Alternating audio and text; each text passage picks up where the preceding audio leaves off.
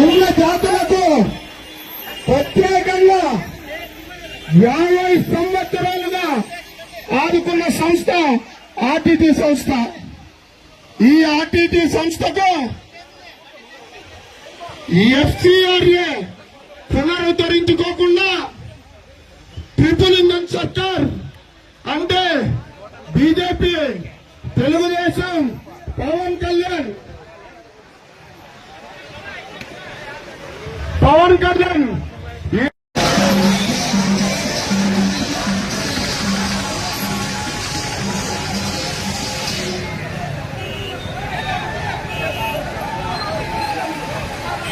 బాబు రామా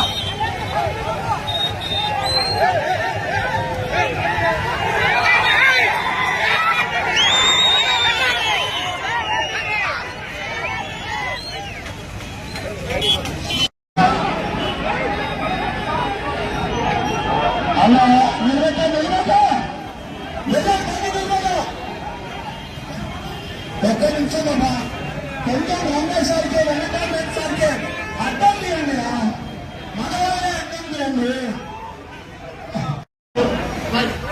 వెంకటేశ్వరికి ఇక్కడ రమ్మనండి సార్కి దారికి ఏమప్పా, వెంకటేశ్వరికి మొత్తం లేనప్పా.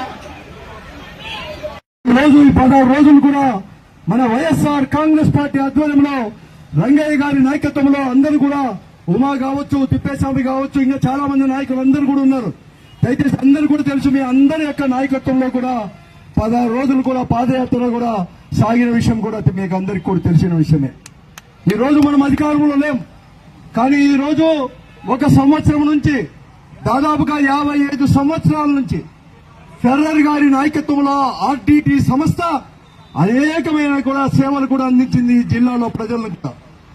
ఈ రోజు ముఖ్యంగా గ్రామీణ ప్రాంతాల్లో నివసిస్తున్న హరిజనుల కోసమైతేమి, గిరిజనుల కోసమైతేమి, పేద వర్గాల కోసమైతేమి, వారి బాగోగుల కోసం, వారి పిల్లలు ఉన్నతంగా కూడా చదివించుకోవడానికి కోసం, మరీ ముఖ్యంగా కూడా వారి యొక్క ఆరోగ్యం కోసం, తర్వాత మరీ ముఖ్యంగా దురదృష్టవశాత్తు ఈ రోజు కొంతమంది పిల్లలు అనేవాళ్ళు కూడా ఏదో ఒక అవయవ లోపం వలన కూడా ఉంటే వారందరినీ కూడా జనజీవనంలో కూడా కలిపి వారి దైనందిక కార్యక్రమాలు కూడా కొనసాగించుకోవడానికి చేస్తున్న కార్యక్రమాలు కావచ్చు, అనేకమైన కార్యక్రమాలు కూడా చేస్తూ సేవలు అందిస్తూ ఎక్కడ కూడా అవినీతికి తావు లేకుండా చేసిన ఆర్టీటీ సంస్థ ప్రజల హృదయాల్లో కూడా నిలిచిపోయింది. ఒక నమ్మకానికి మారుపేరుగా, ఒక విశ్వాస, అనంతపురం జిల్లా ప్రజల యొక్క విశ్వాసానికి మారుపేరు కూడా ఆర్టీటీ సంస్థ కూడా ఉంది.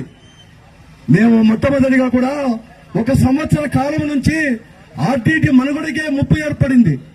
ఆ ముప్పు ఆర్టీటీ సంస్థకి ఏర్పడితే ఆర్టీటీ సంస్థకో, మాంచు ఫెరర్కో, లేకుంటే అన్నా ఫెరర్కో నష్టం కాదు, మనకు జిల్లా వాసులైనా మనకు నష్టం వస్తుందని చెప్పేసి అనేక రకాల కూడా అన్ని రాజకీయ పార్టీలు కూడా, ఈ రోజు కూటమి ప్రభుత్వంలో ఉండే రాజకీయ పార్టీల వారు కూడా, దాంతో పాటు కూడా మన జగన్మోహన్ రెడ్డి గారు కానీ, వైఎస్ఆర్ కాంగ్రెస్ పార్టీ కానీ అందరూ స్వచ్ఛంద సేవా సంస్థలతో పాటు, అలాగే వాలంటీర్ ఆర్గనైజేషన్తో పాటు ప్రజా సంఘాలు కూడా ఏకకంఠంతో కూడా కేంద్రానికి విన్నవించాయి. ఇటువంటి సంస్థను మీరు నిషేధించకూడదు, ఆ సంస్థ కొనసాగాలి, ఆ సంస్థ చేస్తున్న సేవలు కొనసాగాలని చెప్పేసి దానికి చిన్నదైన FCRA అంటే foreign contribution act, regulation act అనేది కూడా పునరుద్ధరించాలని చెప్పేసి అడుగుతా ఉంటే అదుగో ఇదిగో అని చెప్పి సంవత్సరం నుంచి కూడా వస్తున్నారు.